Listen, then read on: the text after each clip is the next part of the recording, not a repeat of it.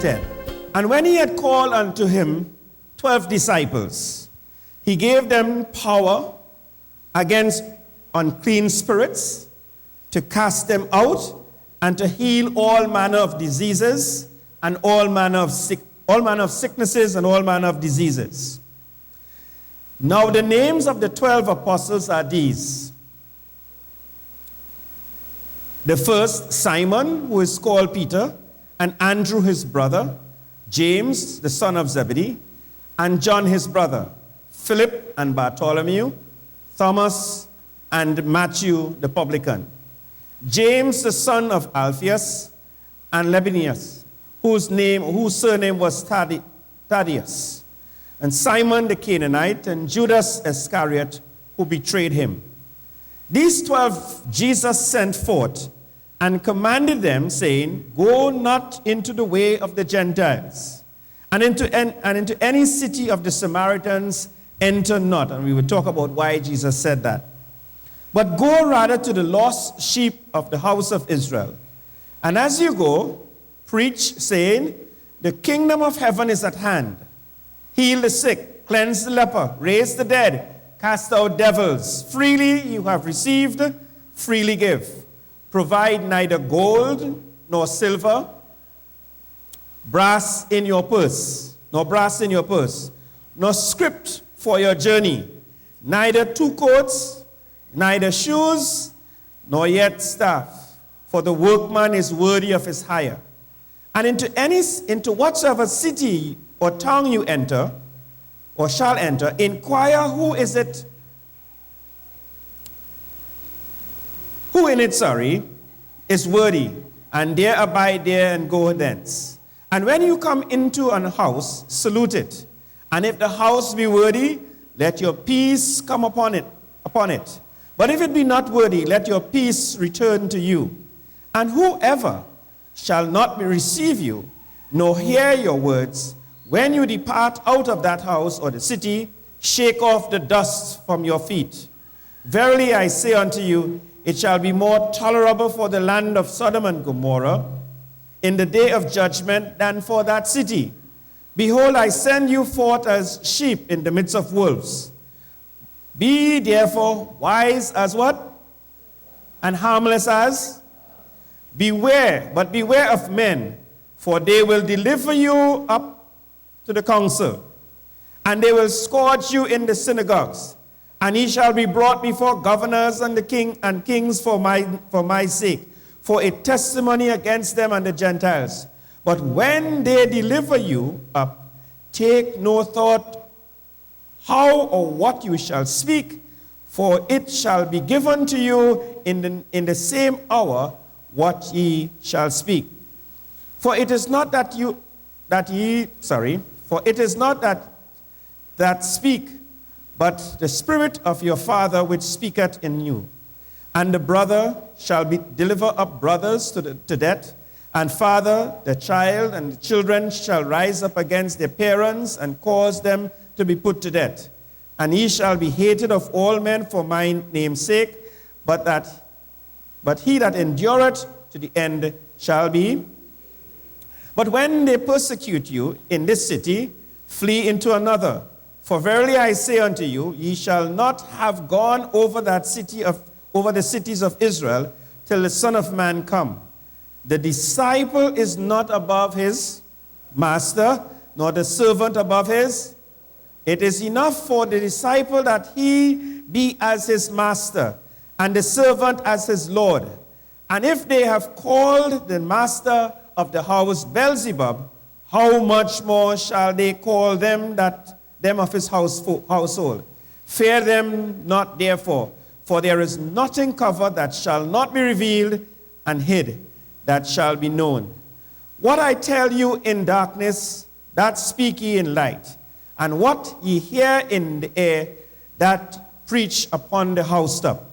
And fear not them which kill the body, but are not able to kill the soul, but rather fear him which is able to destroy both body, soul in hell.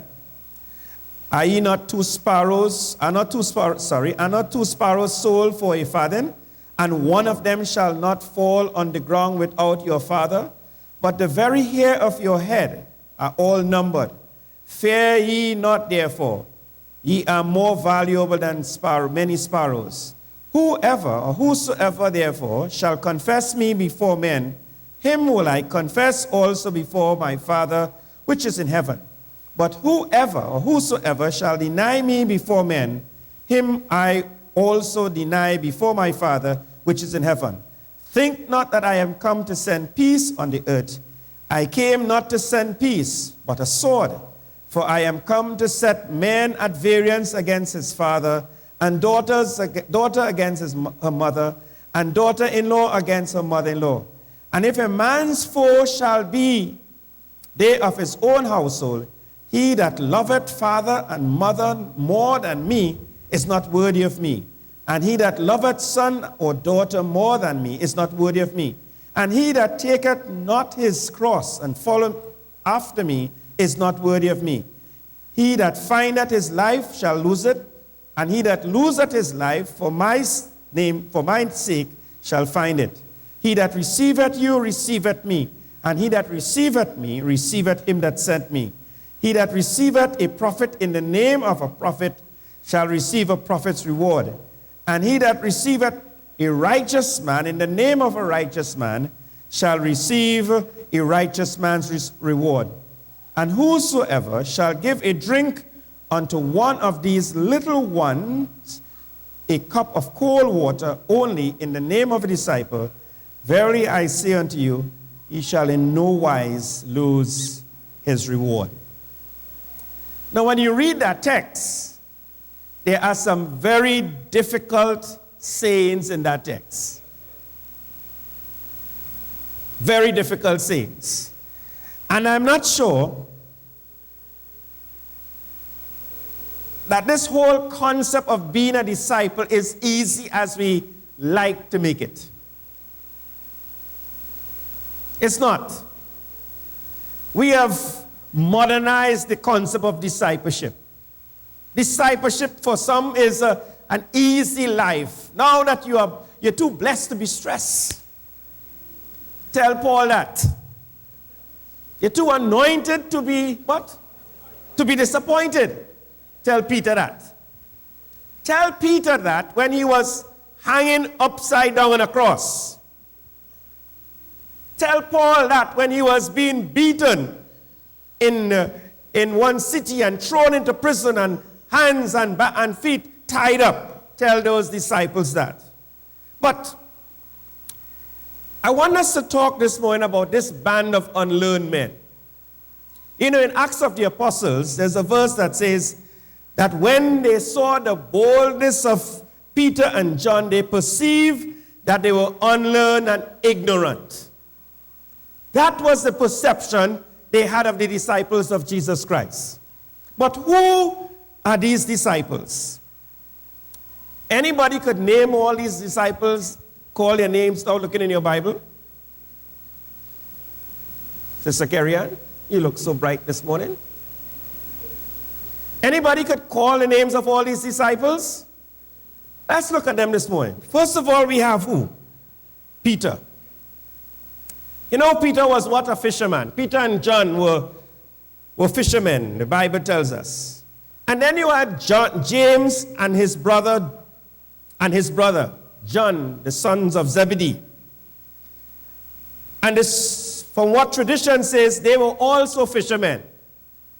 And then you had Matthew.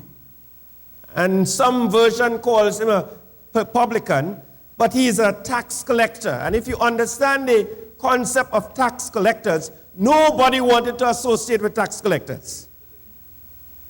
Even today. In fact, people change governments because of taxes. So that the men that we are talking about, you know, sometimes we deify these people in the Bible. And when I say deify, we make them look as though they are so perfect and untouchables and they are so wonderful. And when we line up ourselves with our perception of them, we tell ourselves we could never be like them.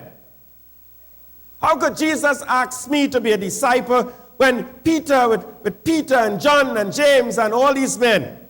But these men were ordinary men. Peter and James, or Simon and Andrew, James and John, they were disciples who were fishermen. And Matthew was a tax collector, someone who people hated a whole lot. Little is known about the rest of the disciples, but you have James, the son of Alphaeus, and Philip and Bartholomew, who is also called Nathaniel. What about Thomas? You all remember Thomas, that guy?